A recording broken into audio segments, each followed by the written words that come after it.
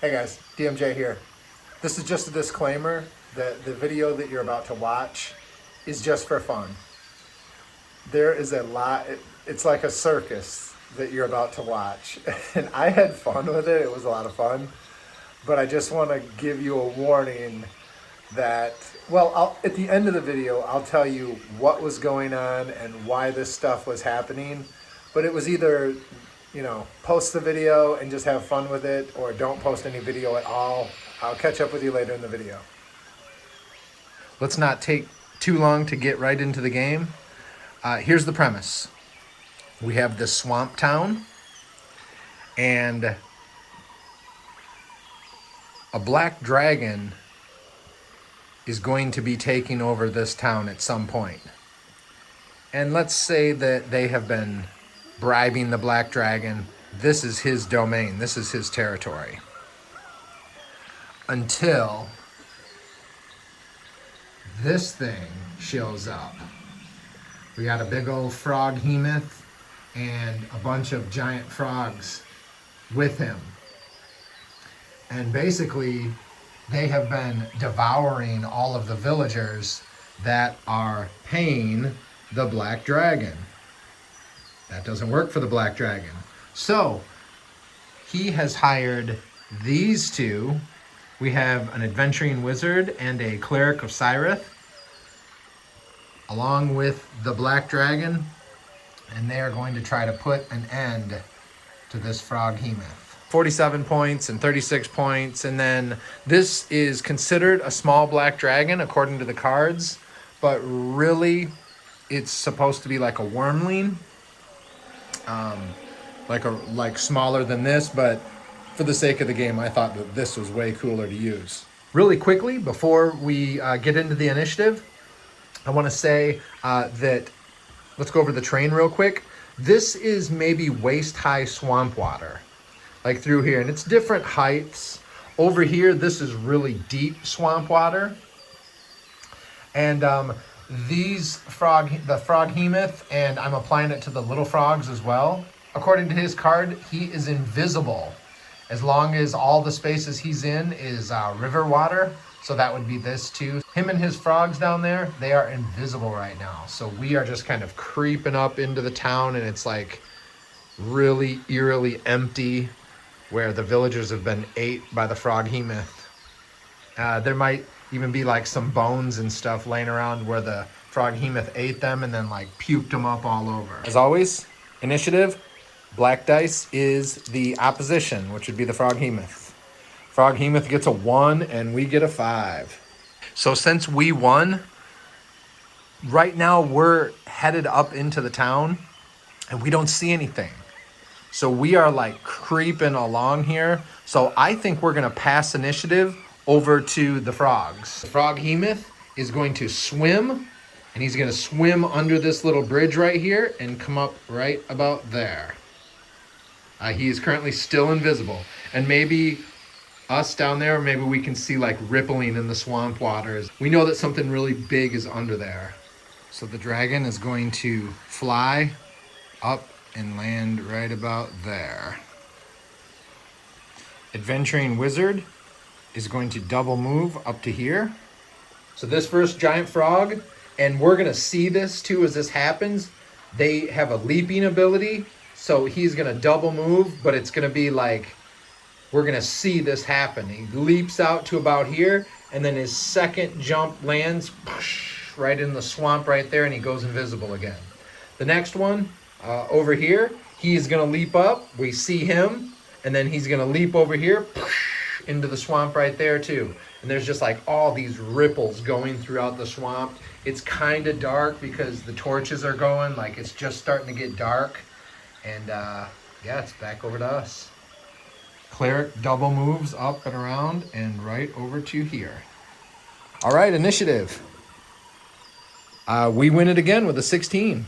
Since we have seen them like leaping off these docks and into the water, we know that there's like giant frogs in the area. That means the mother, which we would consider that the mother, is like somewhere around, lurking under this waist-high swamp water. But I think we're gonna pass again because we don't have anything to do. Everybody's invisible right now. So we're just like waiting. We're advancing and we're just like being super careful. And then finally this frog's gonna leap and leap right over here next to his comrade. This frog is gonna move over and then up to about right here. So just like in D&D, just because those guys are invisible, considered invisible, doesn't mean that I won't hear or see the ripples in the swamp and know that they're there. So I can definitely attack these guys, but we just want to be really careful. And so the dragon knows that there's some frogs over there. He knows that there's something big in the water over here. So he's going to take a position and he's going to go right about there. Now he can't target invisible creatures with like missile weapons like his breath or anything like that. He's got to wait, but he can do melee attacks if he's adjacent, but he's just going to play it careful over there because he is a young dragon. And if you've ever heard of subduing a dragon, they do really care about their life. So he's not just going to go into a stupid combat. Adventuring Wizard knows that something is in the water right here. You could see the ripples. So he's going to move up here, which would be considered adjacent. And he's going to take his staff and he's going to pound it down into the water. And I'm going to get him +1 because he's on higher ground. Actually, combat advantage in this game is +2. I'm giving him +2. Okay, let's do this. He's got +2 and +13, so he's got +15 to hit. That is 26 versus the AC of the frog. That's a hit. All right, with invisibility, if I make the first attack, then the second part, I have to roll above a 10 in order for the hit to actually hit. 20. Wish that was an attack. For 10 damage. So he just cracks this frog on the top of the head with the butt of his staff. This frog down here is going to leap 5, which brings him to about right there, just short. He'll use his second one to move into combat with the wizard. So the cleric, for right now, he's just going to pull out his mace and he's going to go try to help out the wizard. So he's going to move up to right here and he's going to club that frog over the head. He's got +15. That's 25. That's going to hit for 15 damage. Froghemoth swims all the way over here into the deep water. Has a minor action where he can use his tentacles on the dragon. Now keep in mind, this dragon is a small to medium creature. We're just using a larger miniature. So we're just going to say that like this dragon, its body is too big for it. Okay, +19. Yeah, that's going to be a hit. That's a 31, so that's 10 damage, and the dragon is immobilized. So the dragon is immobilized. He's all wrapped up in the Froghemoth's tentacles, but that was just a minor action. Now I will do his standard action, which is the bite. That's +17 versus AC. That's 22 versus the dragon's 20 armor class. That is 15 plus 10 acid damage, and the dragon is swallowed whole. So imagine like those weird videos where you see a snake like eating a goat or something that's just like way too big to go inside of it. This thing pulls the dragon in with its tentacles. Its jaw like disconnects and opens up, and it just shoves the whole front end of the dragon in and takes the rest of the round to like put it down into its gullet. The wizard and the cleric just both look over and it's like done that fast. The funny part is the small dragon only had, that's why I said it's just a wormling, but we just used a bigger miniature, but he only had 35 hit points. He is dead. Wow. Okay. The little frog down here, double moves up to right there. That is the end of the round. Holy crap. A small wormling black dragon just got swallowed whole by the Froghemoth. The wizard and the cleric, they're pretty tough. So I'm curious to see what's going down. Let's do some initiative. Frogs get it. Okay, so this frog is going to move up to here, They now have combat advantage over the wizard. However, my cleric has a champion power that I use at the start of an enemy's turn until the end of the turn. Each ally has +4 armor class while granting that enemy combat advantage. So basically, my cleric reaches over and touches him on the shoulder. His hand starts glowing white. And then like this white fuzzy field sort of just engulfs the wizard, giving him +4 to his armor class. Mark off that one use of the champion power. All right, Frog's gonna bite the wizard. He has +11, but he has combat advantage, so that's 12, 13. He's got +13. That's 25 versus the wizard's armor class of 22, so that's gonna... No, wait a second. The wizard has an armor class of 22, but he gets +4. That's 26. The frog misses. Sweet. Cleric. Going to smash him with the mace again. We got +15. That is 18 against the armor class of 20. That's a miss. The wizard sees the cleric kind of fumble, and the frog dodges the cleric's mace, and he sees another frog approaching from over here, and so he feels like he's got to get this job done, so he turns this way, and he casts a spell of Blast of Flame. So that's +14 versus the defense. Jeez, that is 18. The frog's defense is 16. Okay, yeah, that's gonna hit. So he blasts this frog right here with flame for 20 fire damage. That frog is just about dead. It's smoldering. Okay, so this other frog is gonna attack the wizard. He has +11, 12, 13 because of combat advantage. Gets a 1. That's a critical miss. I was hoping that this frog was too far away, but he's not. He gets up into here, and there's no combat advantage because there's nobody on the other side of him, but he leaps over there, and we're just going to say, like, it's a bite, but we're just going to say during the leap, he does like a bull rush, like he slams into the cleric. +11. That is 23 versus the cleric's 27. Dang, that is a miss. Froghemoth makes it all the way to about right there. Froghemoth is looking extra gluttonous because he has the body of a dragon in his gullet. Let's do some initiative. Yeah, we take it. So the force field around the wizard dissipates. Froghemoth opens his jaws, and like those one kind of chameleon lizards where they shoot their tongue out and it like sticks a big glob onto like the fly or the insect, that's exactly what he does here, and he tries to hit the cleric with the tongue. +17 versus reflex. That is a 31, and he sticks the tongue. The cleric feels like this force like hit him in the back, right? And he stands there, he realizes that something's going on, and then all of a sudden like his gut just drops, his stomach drops, and he's pulled out here into the swamp, right up close to the Froghemoth. There's like swamp water probably up above his belly button in height right here, and he is not in a good place. Okay, wizard, for his movement, he is going to shift 1 square right over here and get it out of combat advantage. He's going to crack the frog over the head with his staff. +13.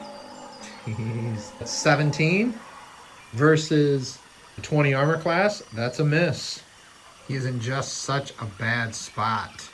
Like none of his abilities, I can't really use his abilities because they'll provoke opportunity attacks. Just because of the nature of them. So the cleric is going to shift back 1 inch. That doesn't provoke attack of opportunities. And then he has going to move gonna climb back up here. That'll use an extra, and he's gonna get to about right here. You're probably wondering what the point of using the Froghemoth's tongue and dragging him over there was. I suppose it's for an initiative thing. Like if they would have won initiative again, he would have had him right there. He could have used his tentacles and then tried to swallow him. But just the way that it went, I just was lucky enough to be able to escape.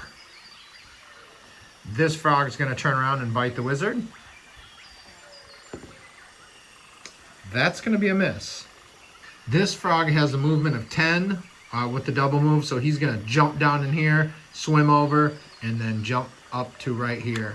And then the last frog is going to come over here and bite the wizard.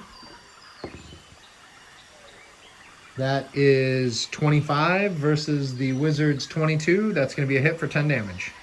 All right, initiative. Good guys get it. So the cleric is going to use Cyrus Blessing. Range 5 plus 19. 10, that'd be 20 damage. 10 plus 10 radiant. And each ally heals 10 hit points on the wizard. So he's got a frog right there. He's going to take an opportunity attack. So let's do that first. Frog has plus 11. That's going to be 30. That's going to hit. So cleric is going to take 10 damage. Plus 19 versus their AC. Yeah, that's definitely going to be a hit. This is a radiant damage spell. So we're going to imagine that he says a prayer to Cyrith, and all of these radiant yellow glowing arrows just sort of like start falling from the sky and impale the frog. The frog's dead, and the wizard heals 10 hit points. My Blast of Flame has this little symbol. That's why he didn't take an opportunity attack when he used it. But you can see the other little bow and arrow looking ones. Those do provoke attacks. So I can't really use Magic Missile or Lightning Serpent. So yeah, he's going to turn around and crack this frog right here with a staff. Plus 13. That's 24. That's going to hit the frog. Another 10 damage to the frog. Cleric turns around here, and that frog is going to take a bite at him. That's 22 versus the AC of 27 of the cleric. That's a miss. This frog right here is going to bite the wizard. 25 versus the wizard's AC of 22. That's going to be 10 damage. So we're doing pretty good on hit points. My cleric still has this ability that I bought for 5 points. It's Healing Hands, and it counts as a move action. So heal adjacent ally 10 hit points. So if I can finish off this frog and then get back over there, I can kind of keep him healed. Froghemoth, Lashing Tentacles, reach of 3 inches, minor action, plus 19. That's 25 versus the wizard's AC of 22. That's a hit. That's going to be 10 damage, and he's immobilized. Now the Froghemoth gets a free bite. Plus 17 versus AC. That's 22. That is a hit right on. That's 15 damage plus 10 acid damage. That's 25. Holy smokes. That's going to wipe out the wizard. He's dead. He gets swallowed. And 8. And then this thing turns around and pukes out both of them into the swamp. Well, not going too well. Initiative.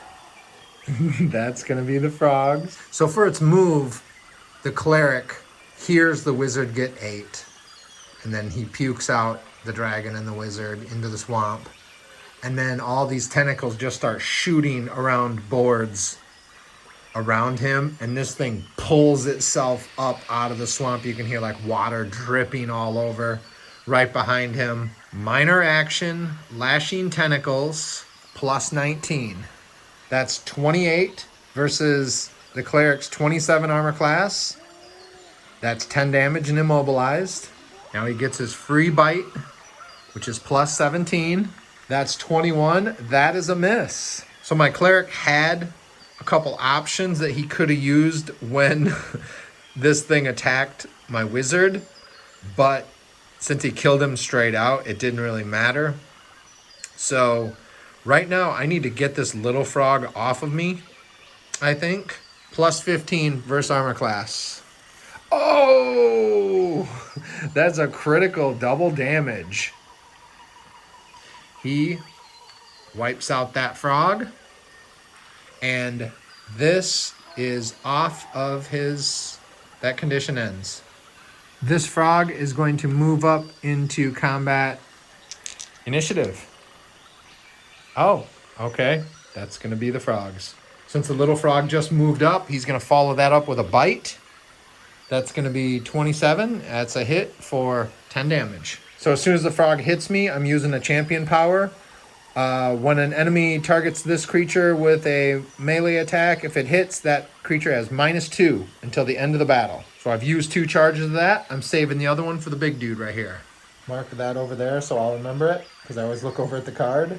So I'm going to shift back an inch right here, bust out my crossbow, and when I load a bolt in it, that bolt sets on fire, lights up magically, and I'm going to take a shot at the Froghemoth here. Plus 17 versus AC. Jeez, that's 20. Froghemoth's got a 24. That's a nice miss. Lashing Tentacles. Plus 19 versus AC. That is a 25 versus my 27 AC. That's a miss. And I'm using my last champion power to give him -2. Initiative. Could he come back and win? Bad guys. Frog comes up and bites. Frog has plus 9 because of the -2. That's a 22, and that's going to miss. I'm going to shift back one, and I'm going to fire on that frog with a flaming crossbow. Kind of sucks I can't use my healing hands on myself, but it says heal an adjacent ally specifically. Anyways, plus 17 versus AC. 25 versus the 20 AC of the frog. That's going to hit for 20 fire damage. Dang. Froghemoth, lashing tentacles, trying to grab him and shove him into his mouth. That's 11 plus 19. That is 30. That's going to hit. 10 damage and immobilized. Free bite. That's plus 17. 19. That is a miss. Nice. Not looking too good. My cleric is bloodied. He's missing 40 hit points from 75. This thing hasn't taken any damage at all. Let's do initiative. That's going to be the good guys. Cleric, flaming crossbow to the frog. I gotta get this thing out of here. Torches the little frog. And this ends. He breaks out of the tentacles of the Froghemoth. Okay, it's just me and you. Froghemoth, lashing tentacles, tries to grab a hold of me. Plus 19. That's 29 versus my 27. That's going to hit. Looking good. All right, he's going to try to cram him into his mouth. That is plus 17. That's 32. That's going to hit, and that's going to be 25 acid damage. And he is swallowed whole. It's funny because that brings him to exactly his hit point total, and that's the way it was for every single person in this group. It kills him, and he is swallowed by the Froghemoth, who is very full this evening. I mean, he puked out everybody else, but now he's just like chewing on the cleric. So yeah, wow. Okay, so here's what's going on. We use the revised 2011 rules in the game. This year, a new rule book came out, revising the game even further, and I really don't like it. Both of the original rule book and the revised, they're like 30, 40 pages, maybe 50. The new book is over 100 pages. It kind of went in like that 5th edition direction, trying to explain every single thing, every possibility that could come up. I never really got into it. But after this game, I went out and I pulled it open because I know that there was a lot of fixes in there. And for the longest time, they have percentages of points, which is the maximum amount of points that you can have one miniature in a game. So for example, most of the time it's like 75. And that means that you can only have a miniature up to a certain amount of points. If you're playing a 200-point game, 75% of that's 150. You could have a 150-point miniature in that game. And that's the way it was with the 100-point games too, is you could have these really expensive high-point miniatures in just 100-point games.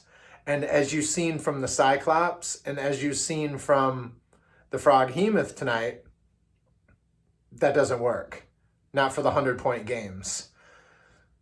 So in the new rule book, I was looking through it, and now they have a 50% for the 100-point games. So they fixed it. Either they gave you the option to do it, or they straight up fixed it, right? Because it doesn't get too specific. It just says that the 200-point games are 75%, but then it says the new stats are 50, 75, and 100. Well, if you look further down in the game types, the 200-point games have the 75, the 500-point games have the 100%, and that would only mean that the 100-point games have the 50%, right? So that means in a 100-point game, you would be able to have a 50-point miniature in there.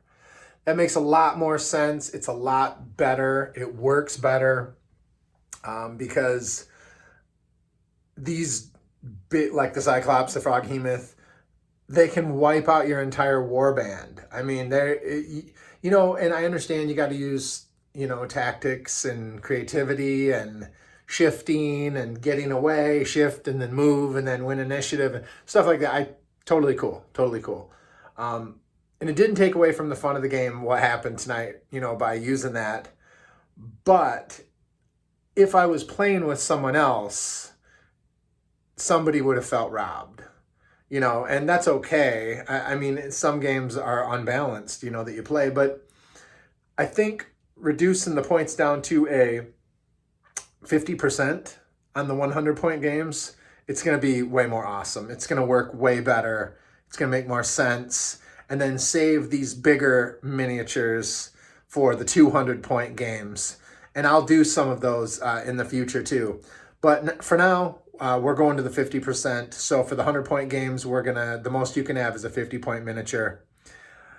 Anyways, thanks for watching, guys. As always, if you could leave me a comment to let me know that you're watching, that's really cool. That's what I like to hear.